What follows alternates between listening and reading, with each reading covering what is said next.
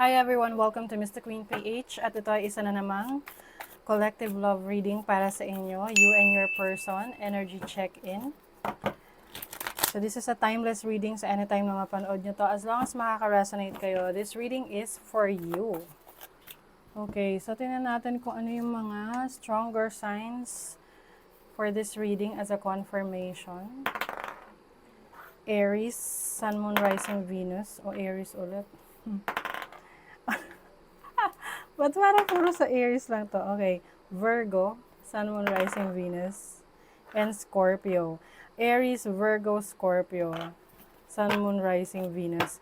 Can be any sign as long as makaka-resonate ka. So, this reading is for you.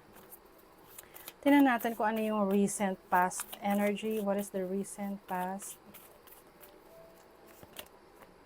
The Seven of Pentacles. May naghihintay. May naghihintay. Parang naghihintay sa desisyon.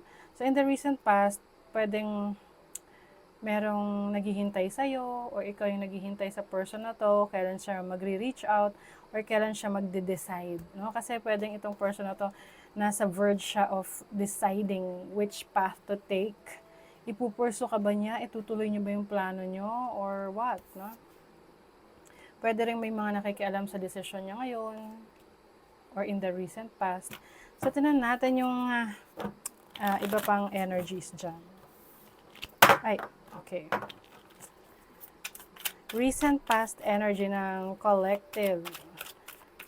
Ano yung recent past ng connection na to?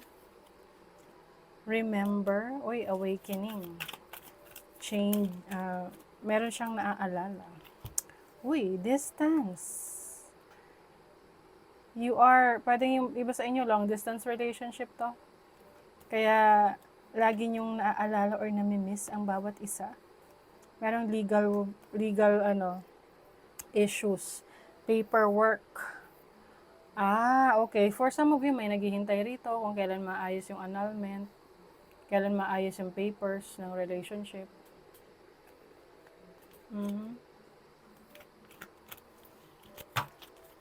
Let's see what else. May hinihintay na papeles. O baka yung iba sa inyo, in the recent past, pwedeng itong person na to, nasa abroad, pwedeng foreigner, na pinipetisyon ka papunta sa ibang bansa. Or, it's the other way around. Ikaw yung magpipetisyon ng person na to sa ibang bansa. Okay? Avoidance. May umiiwas. May umiiwas na pag-usapan. Siguro kasi napo-frustrate, nape-pressure sa desisyon. What is the current situation? Current situation. Ano yung current situation ng collective? Three of Pentacles. The Queen of Pentacles. And the Four of Wands. Oh. Wow. So, meron ditong pagtutulungan. Nagtutulungan. Para sa inyong hinaharap. Para sa inyong future together. Pwedeng ngayong current situation, you are focusing on building a family together for your future. Ano yung current situation? Yung ba sa inyo, you are dealing with Taurus, Virgo, Capricorn.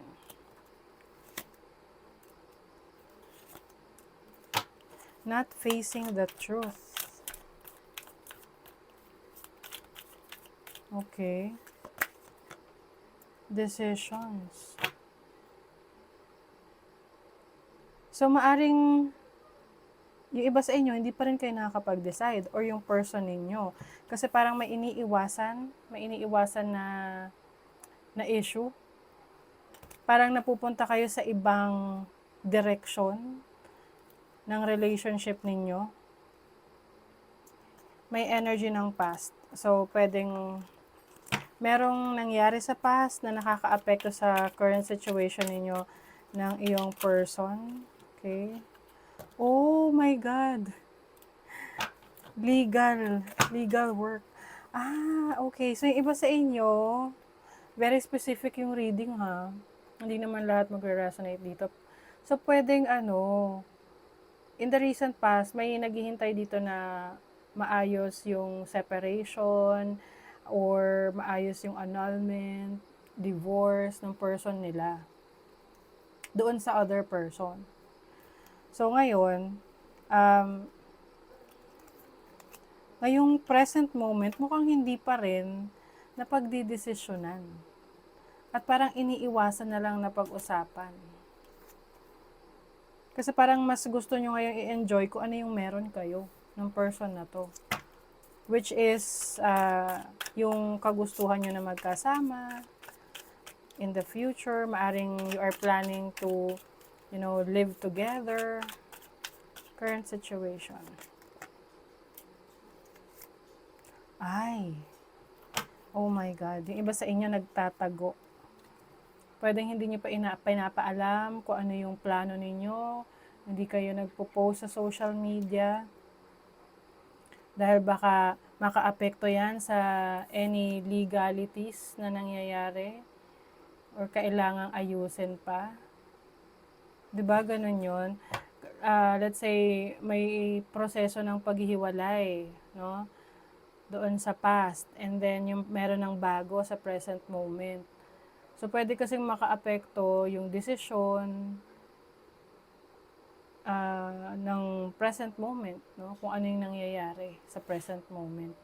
So, parang ngayon, tahimik lang kayo na, nag-aayos para sa inyong future together situation.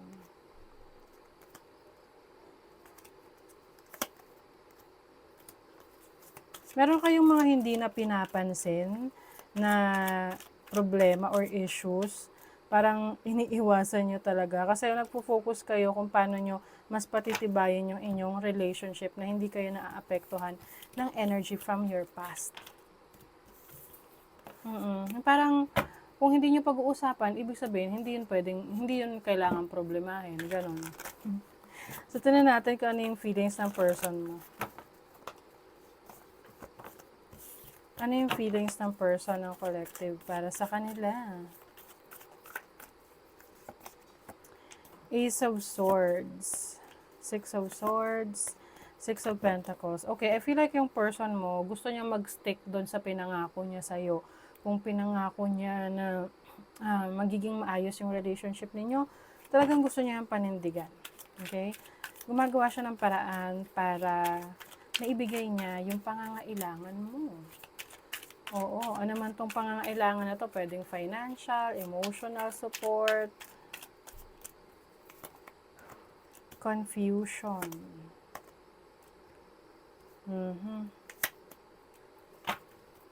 Alam nyo, meron ditong energy from the past, no, ng person nyo talaga. So, pwedeng hindi pa talaga totally ayos yung kasunduan ng person mo tsaka ng ex niya na nakakaapekto pa rin sa relationship ninyo ngayon. Pwedeng sa ngayon, tinatago niya sa'yo kung ano yung situation. Kaya siguro parang iniiwas niya muna na pag-usapan. Entrapment, nako. Ang nakikita ko rito is, pwedeng nagkakaroon ng parang delay yung proseso ng paghihiwalay nila nung past niya. Ayan time running out. Nagmamadali na tong person mo na maayos yung relationship ninyo, yung connection ninyo, yung pagsasama ninyo, lalo na kung kayo nagsasama na. Ano naman yung feelings mo towards your person? Naghihintay ka, ikaw yung naghihintay. Oo. Ginagawa mo yung lahat ng pwede mong gawin para makatulong rin sa kanya. May mga sacrifices ka rin.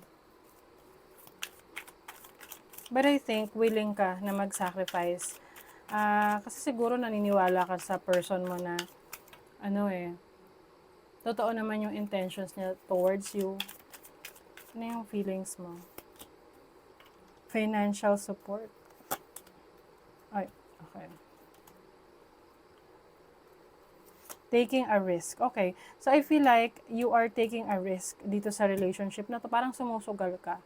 Okay? Sumusugal ka sa relationship na to, sa person na to, na baka maibigay niya yung, yung gusto mo.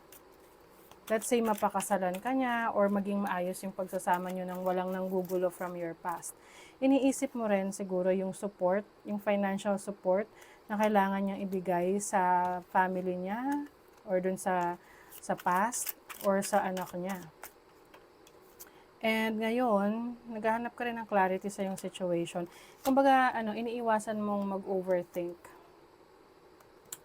Hinaharap mo rin kung ano ba talaga yung totoo, saan ba talaga papunta yung relationship na to, yung possibility. Spiritual awakening. I feel like, you are pinanghahawakan mo tong relationship na to. Kumbaga, naniniwala ka na may mangyayari sa pagsasama ninyo kung magtutulungan kayo. And I feel like pareho naman kayong gusto nyong maisaayos yung inyong relationship. Nagkataon lang talaga na medyo mahirap yung situation niya sa past. So, ano yung action ng person mo?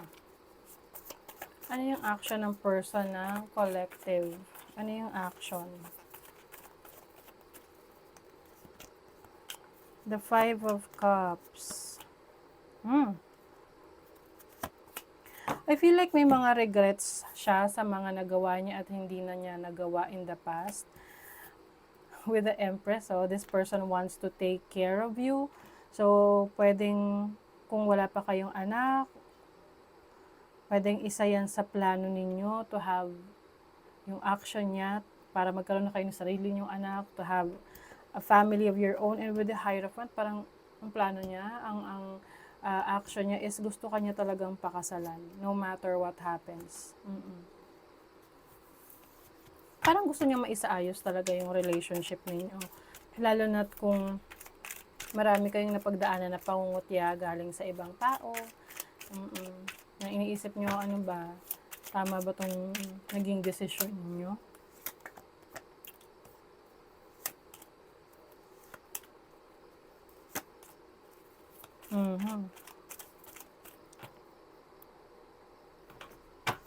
I think, itong person mo, gusto niya talaga na maging single na siya. Kasi kung kasal, 'di ba? Paano mo mapapakasalan tong person na to? At paano kanya mapapakasalan kung married pa rin yung kanyang current, yung kanyang civil status, 'di ba? So, yun talaga yung isa sa goal niya. Meron na siyang inili-let go, may dinidiscard siya. I think ito yung mga losses niya, no? Parang hinahayaan na niya na okay, ganun talaga, may kailangang i-sacrifice or may kailangang masayang, no? Let's say, pera. Syempre, kapag may proseso ng ganyan, kailangan pagkakagastusan mo yan, di ba? Oo.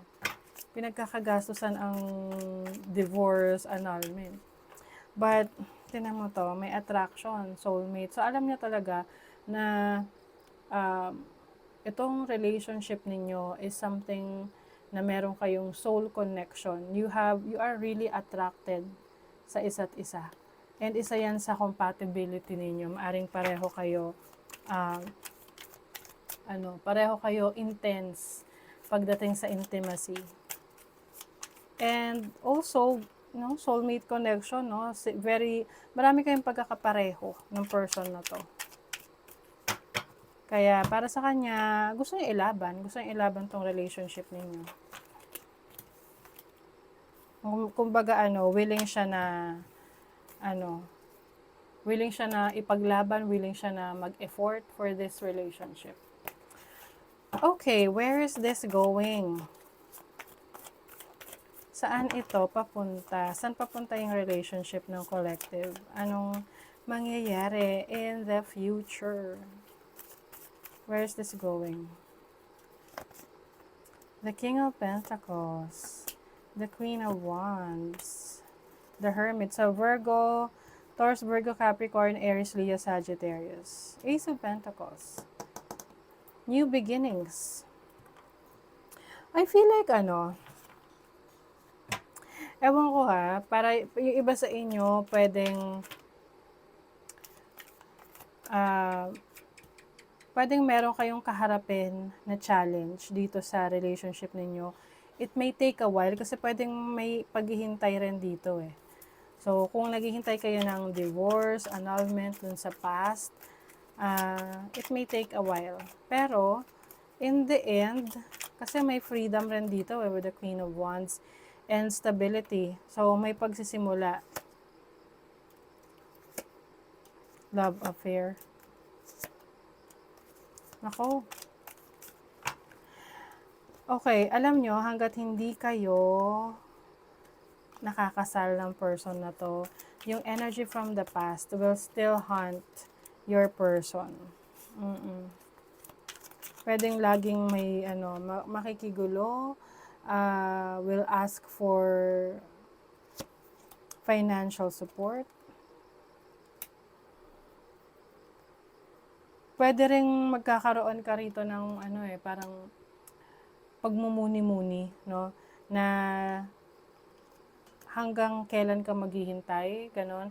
Kasi sa totoo lang, kung ang gusto mo is yung legality ng relationship ninyo, pwedeng magkaroon ng frustration doon kasi pwedeng ma-delay yung pagbibigay ng legalities, no? Yung pag-grant ng annulment or yung pag-grant ng divorce. Pero kung hindi yun kasama sa equation na parang wala kang pakialam whether mag-grant yung annulment o hindi, malaki yung possibility na you will enjoy this relationship. Pero kung yun lang yung reason mo para magstay sa relationship, magiging challenging yun. No? Parang yun yung breaking point.